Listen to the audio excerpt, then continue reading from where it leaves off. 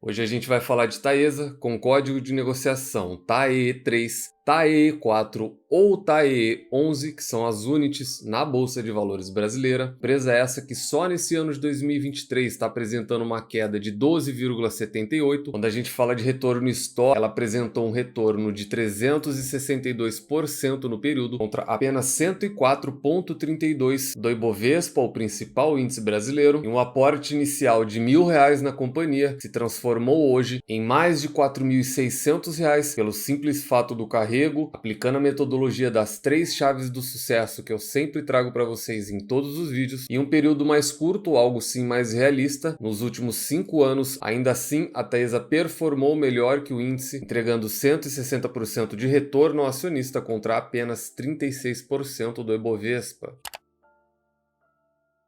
Sempre lembrando que na parte de baixo de todos os vídeos eu deixo uma lista dos principais livros sobre investimento que você, investidor individual e pequeno, tem que obrigatoriamente ler antes de investir o seu dinheiro na Bolsa de Valores. E de uma maneira simplista e muito técnica, eu vou listar para vocês o que realmente está acontecendo com a Taesa, o que levou a essa queda, porque é de extrema importância que você esteja ciente dos fatos para que não se assuste, nem com quedas abruptas e nem com subidas abruptas. Primeiro a gente vai falar do follow-on, que talvez seja o principal ponto da Taesa nesse ano de 2023. Ela anunciou a possibilidade de um follow-on e uma distribuição pública secundária, muito provavelmente com diluição. Isso é uma péssima notícia, e eu sempre trago esse tipo de anotação dos meus livros para vocês, o que Fisher evitava, abre aspas aqui embaixo. De acordo com Fisher, se uma empresa só é capaz de crescer por meio de venda de ações, o maior número de ações emitidas anulará qualquer benefício que os acionistas possam ganhar com o crescimento da empresa, fecha aspas. Eu já citei isso lá atrás quando a notícia do follow-on saiu.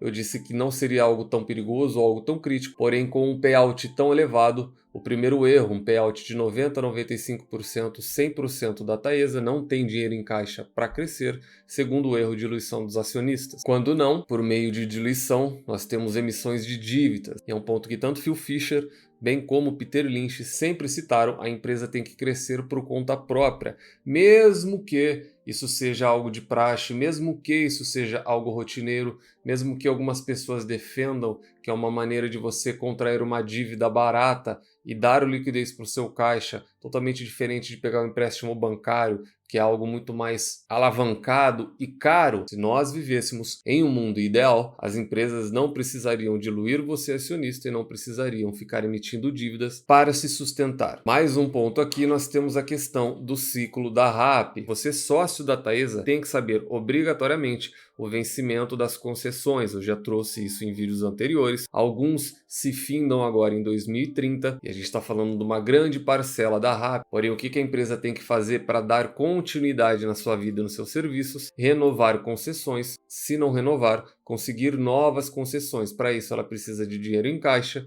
para que ela não entre em mais dívidas. E esse é o grande ponto da Taesa. Ela não tem dinheiro em caixa suficiente para isso, ela distribuiu muito, e o ratio dela no que diz respeito à dívida EBITDA ou dívida EBIT, use qual deles quiser, já está mais alto do que os padrões aceitáveis para uma empresa do porte dela. E como se isso não fosse suficiente, nós tivemos nos anos de 21 e 22, por conta de inflação, IGPM e diversos outros índices, uma correção muito forte na RAP da empresa, o que não vai se repetir. Muito pelo contrário, nós já temos queda acumulada em 12 meses nesses índices. Isso se traduz em quê? Em um não aumento de preço. Isso é ruim para a empresa, porém significa apenas que ela está voltando à normalidade. Entendam, 21 e 22, o repasse das empresas de utilities foi altíssimo, algo muito fora da curva. Para finalizar, como eu disse, o vencimento das concessões. Até uma sátira que a Money Times postou: se você acha que o mundo vai acabar em 2030, compre Taesa.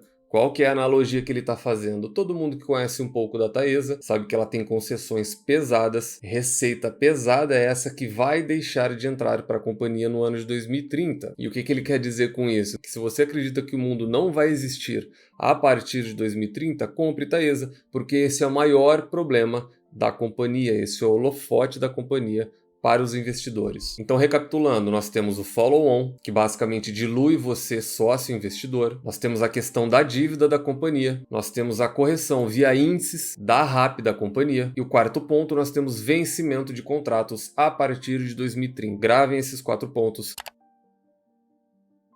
E para corroborar um pouco disso que eu trouxe para vocês, a gente tem o BB Investimentos, que eu resolvi trazer para vocês, é uma revisão de preço feita por eles no final de setembro. Material esse oficial do BB Investimentos, ok? Nós tivemos uma deflação do IGPM e isso impacta no valuation. Porém, o crescimento rentável mantém atratividade. Eu vou falar disso no final. Então, primeiro ponto, IGPM e correção de índice afeta a receita, a RAP da companhia. E ante ao preço de R$ 44,00 que eles tinham, agora eles baixaram para 39 ao fim de 2024. E veja o que eles citam, abre aspas, após 2 anos de reajuste de receita bem acima das nossas projeções, o último reajuste de RAP, cujo ciclo iniciou em julho de 23, trouxe reajuste negativo para concessões indexadas ao IGPM, que acumulou uma queda de 4,5%. Então não é que a receita que cresceu acima de 2 dígitos iria diminuir o seu crescimento. Veja, ela foi corrigida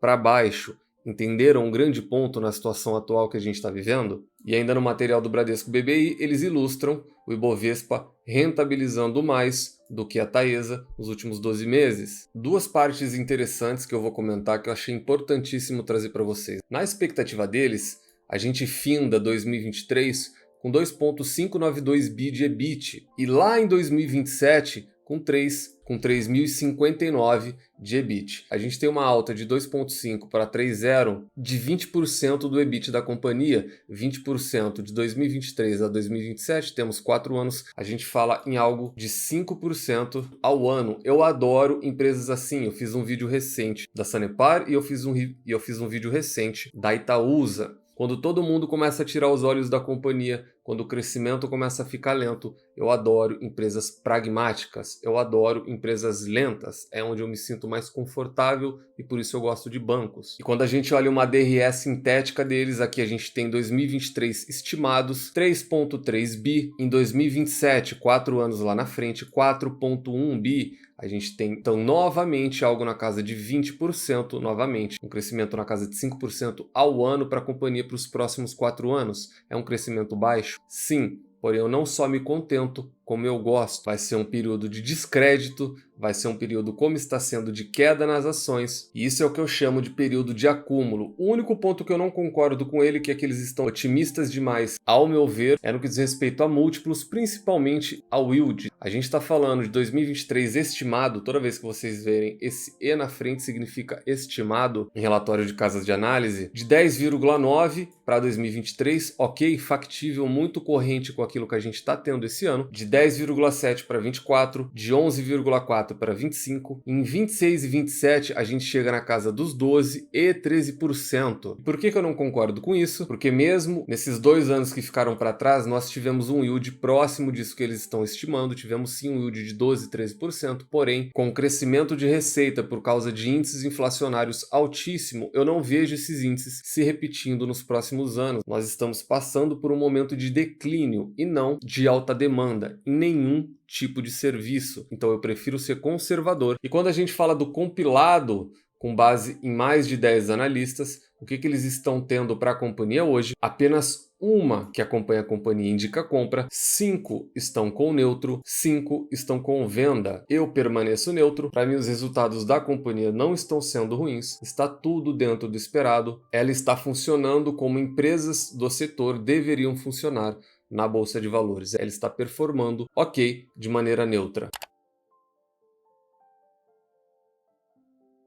E aí como que a gente faz para sair um pouco desse frenesi de notícias, de queda de receita, de queda de dividendos e de queda de cotação? A gente vai fazer a nossa parte. Primeiramente, categorizar ela dentro das 6 categorias de Peter Lynch. Entendam que ela é uma slow grower, ela cresce de maneira lenta e ela paga generosos e regulares dividendos. Segundo ponto e principal tese que vocês deveriam ter como investidor, a primeira e talvez a única coisa que o investidor tem que desejar em uma companhia é que ela cresça ao longo dos anos. Portanto, lucros, lucros e mais lucros são a única coisa que interessam ao investidor. E com isso o investidor pega a DRE da companhia companhia, seguindo a tese de Peter Lynch, e é fácil observar ao longo dos anos que a Taesa tem uma receita crescente. Tivemos sim 2 picos aqui, isso dificilmente vai voltar a se repetir, mas dentro de uma normalidade, ela é de crescimento de receita bem como de lucro líquido, lentos, importantíssimo para o investidor. Em mais de uma década, ela não ofereceu prejuízos ao sócio.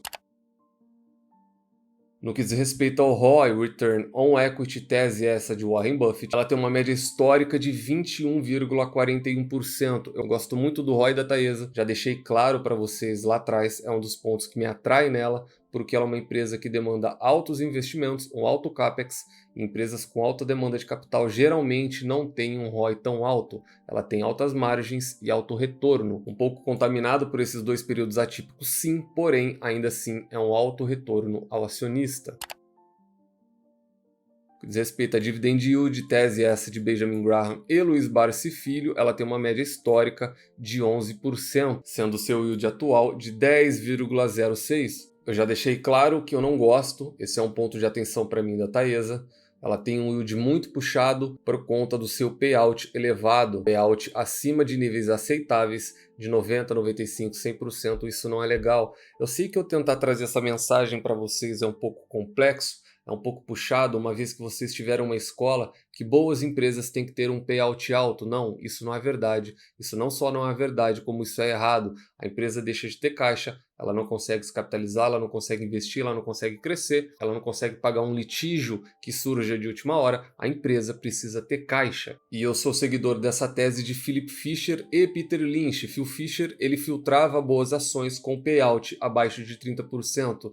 Não vou citar muito isso, é complicado de ensinar isso, uma vez que o investidor foi ensinado que boas empresas são empresas que têm um payout elevado. É difícil eu explicar e tentar botar algo na cabeça de vocês. Uma analogia que eu posso fazer para vocês é a seguinte: o Banco do Brasil, ele tem um dividend yield de 10%. E a Taesa, bem como o Banco do Brasil, também tem um yield de 10%. Porém, a Taesa, para distribuir 10% de yield, ela precisa distribuir 90% do seu lucro, ou seja, 90% de payout. E o Banco do Brasil, para atingir os mesmos 10%, ele precisa distribuir apenas 50% do seu lucro, ou seja, 50% de payout. Qual das duas é a melhor empresa? Qual das duas gere melhor o seu capital? Qual das duas tem mais caixa, tem mais fôlego? E qual das duas tem menos risco de falência? Obviamente, é o Banco do Brasil. Então, excelentes pagadores de dividendos são uma combinação de um alto yield e um baixo payout. Até porque uma empresa que remunera o mínimo de 25%, 30% e já te entrega um yield aceitável de 6% a 7%, em qualquer alteração que ela possa ter, ela só tem um lugar e esse lugar é para cima. Essa era a principal tese de Philip Fisher. E com isso, em momentos de dificuldade, você não precisa emitir dívida, você não precisa fazer follow-on e você não precisa diminuir o sócio minoritário.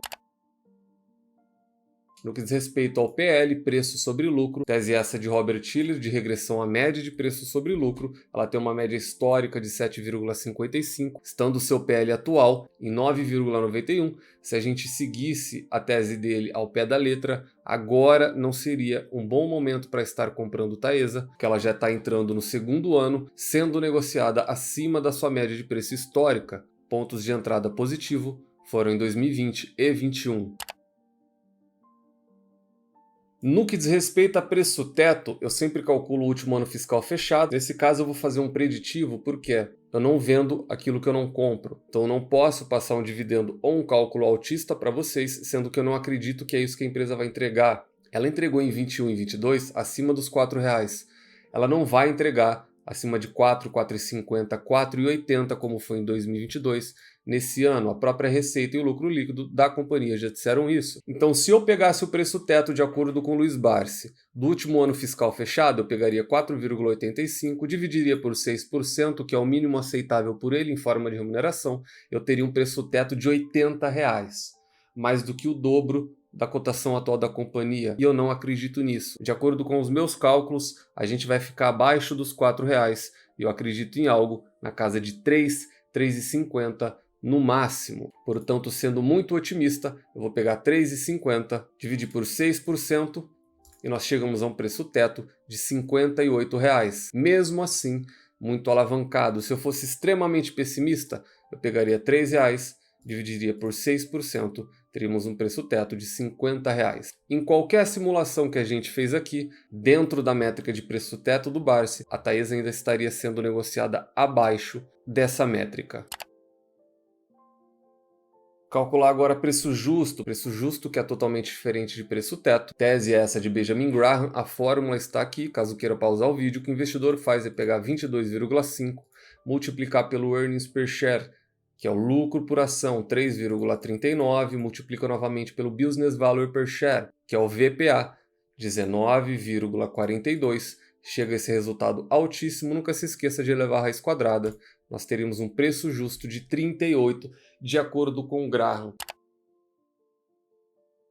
Chegamos enfim no gerenciamento de risco. Gerenciamento de risco esse também individual, pessoal e intransferível. Extremamente importante para você investidor. Se você não faz, faça de todas as suas investidas. Então a gente falou da Taesa, está no setor de utilities, ela é uma elétrica e ela obtém nota 4 na minha avaliação. Lembrando que notas 3, 4 e 5 são boas, ótimas e excelentes empresas respectivamente. Portanto, eu ainda considero ela uma ótima empresa. E por que eu ainda tenho uma nota alta para ela? De uma maneira simplista, esses são os meus pontos para ainda considerar ela uma ótima empresa nota 4. A Taesa nunca deu prejuízo, a Taesa continua crescendo em receita e em lucro. A Taesa tem um excelente retorno diante ao seu equity, um excelente retorno sobre o seu patrimônio e ela remunera muito bem os seus acionistas. E mesmo com uma queda baixa, para algumas pessoas é uma queda relevante, mas é baixa, uma queda entre 10% e 20% é uma queda baixa. Eu dificilmente concordo, a não ser com o Itaú e com o Safra, que são os melhores avaliadores de companhias, que mesmo com todas essas notícias de follow-on e diluição, mesmo com emissão de dívidas e a dívida estando sim alavancada, mesmo sem reajustes tão altos e com o fim de alguns contratos, com o fim de algumas concessões,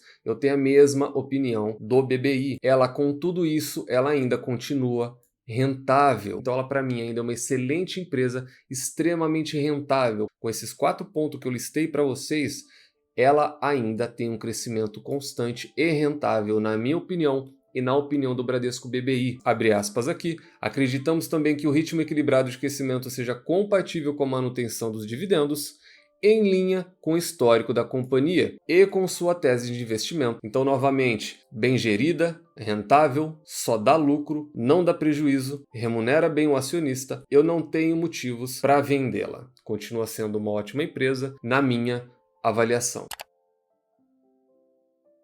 Então, aprender a encontrar excelentes empresas por conta e ao longo prazo é a única maneira de fugir de todo esse frenesi, de fugir de todas essas notícias.